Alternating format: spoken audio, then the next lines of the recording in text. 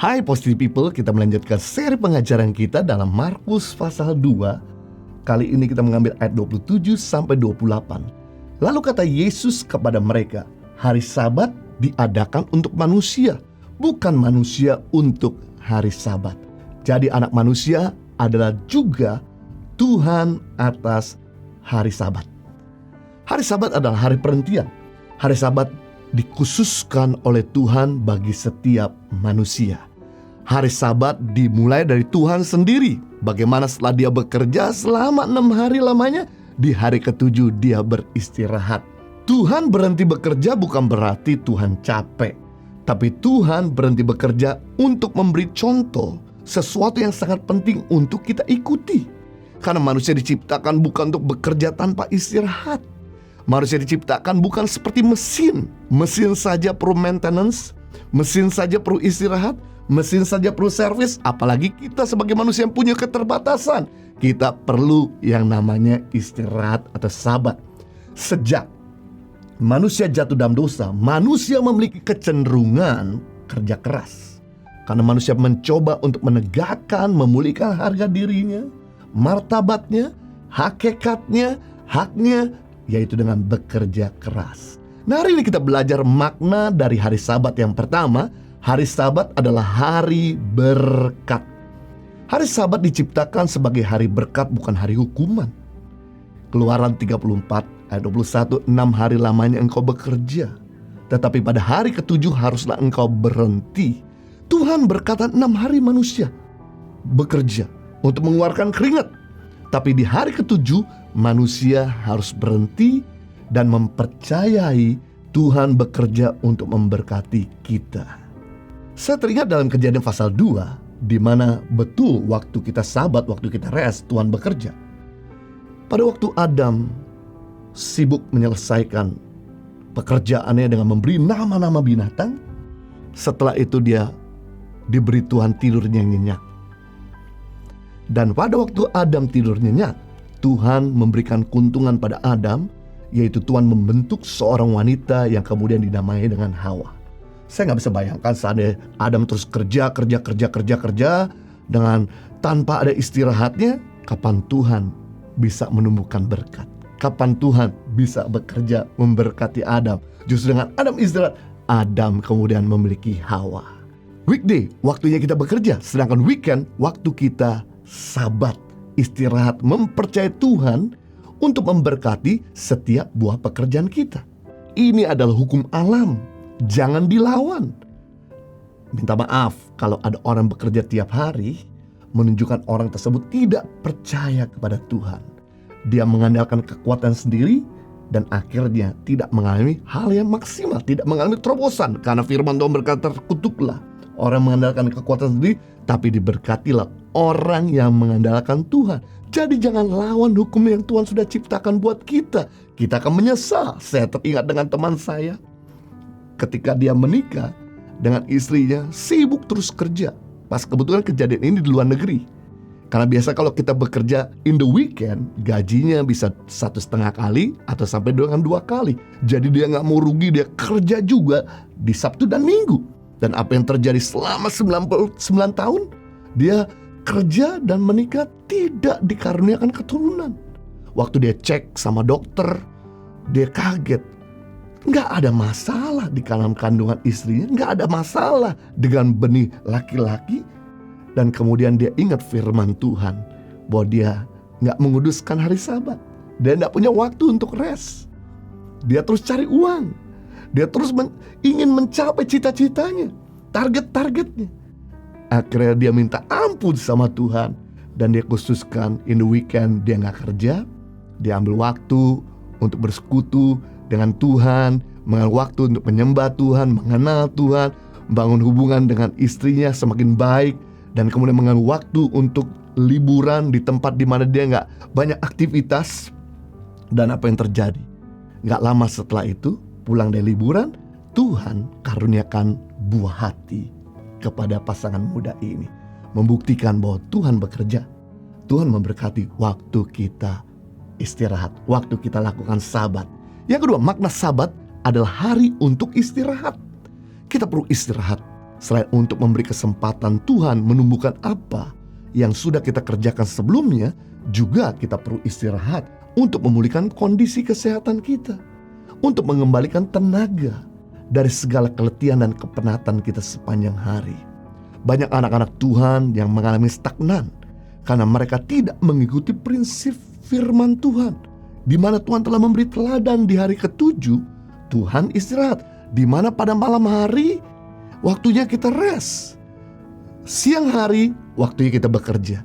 Malam hari waktunya untuk kita bisa memulihkan keadaan tenaga kita. Makanya orang yang sakit biasa dianjurkan untuk istirahat lebih lama, lebih banyak, agar lebih cepat pulih. Jadi kita harus belajar mempunyai waktu istirahat.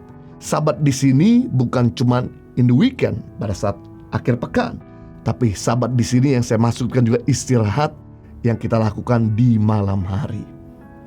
Kenapa? Karena manusia untuk bisa mengalami hidup yang sehat perlu istirahat cukup. Istirahat yang cukup itu 6-8 jam. Kurang dari 6 jam mengurangkan usia. Kurang dari 6 jam kita tidur membuat kita jantung, koronel, paru-paru basah, ginjal jebol, liver rusak.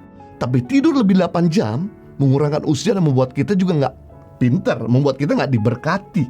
Jadi kita perlu seimbang. Tidur yang baik adalah 7 jam. Kecuali kita sakit corona, dianjurkan untuk tidur 8 jam. Tapi kalau kita sehat, ada baiknya untuk kita mengambil waktu tidak kurang dari 6 jam. Manusia tidak diciptakan untuk mikir terus, untuk kerja terus, untuk pelayanan terus. Manusia juga perlu waktu berhenti, rest. Pada waktu kita istirahat, yang kita perlu lakukan, mari switch off pikiran yang menerawang, agar pikiran kita juga istirahat. Istirahat kita berkualitas dan kita bangun dalam keadaan yang segar. Kenapa seringkali kita bangun pagi masih letih, kita bangun pagi masih rasa ngantuk? Karena di malam hari kita gak deep sleep, kita gak tidur dengan nyenyak, kita gak berserah sama Tuhan, pikiran kita masih nerawang kemana-mana. Katakan kepada Tuhan pada waktu engkau mau istirahat, Tuhan, aku sudah melakukan bagianku. Sekarang aku mau istirahat. Aku serahkan semuanya kepadamu. Aku beriman tidur malam hari ini dalam perlindungan Tuhan. Dan Tuhan juga bisa bekerja pada waktu aku istirahat, memberikan keuntungan dan berkat bagi kami. Jika Anda sudah berdoa untuk istirahat, masih belum bisa istirahat, pikiran Anda masih kemana-mana, saya kasih tip. Coba renungkan Mazmur 23.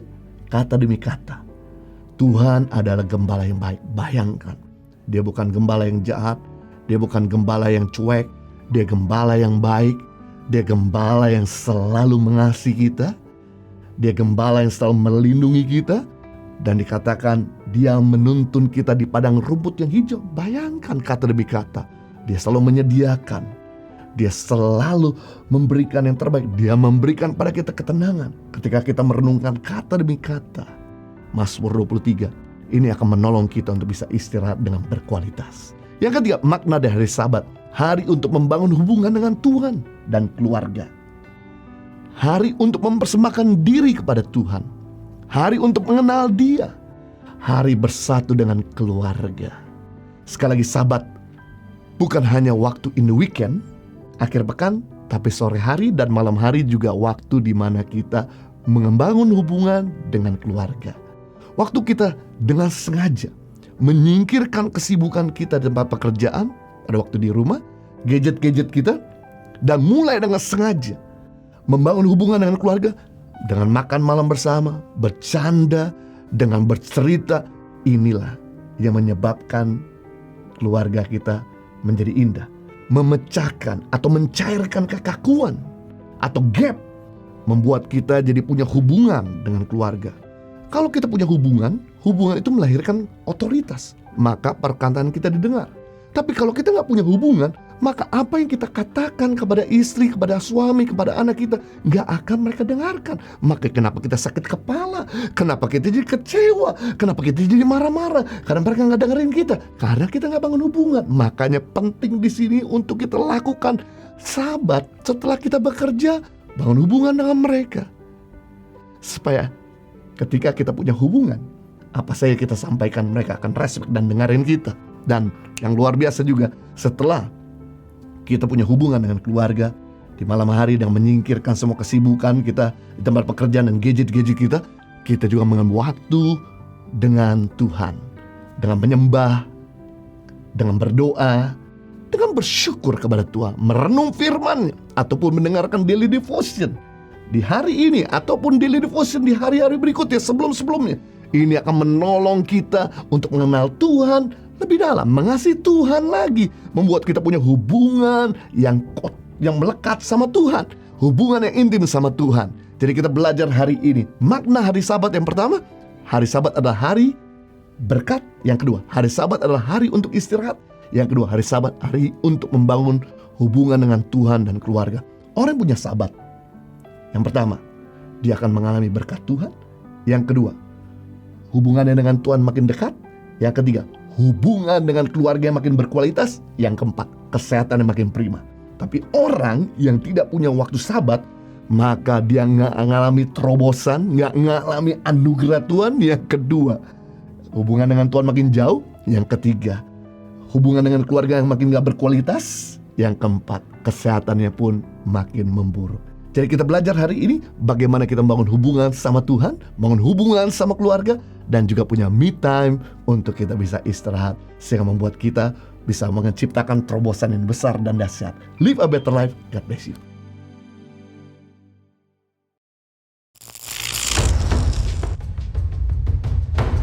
Kendala yang benar-benar di tengah laut, ya mati mesin sih.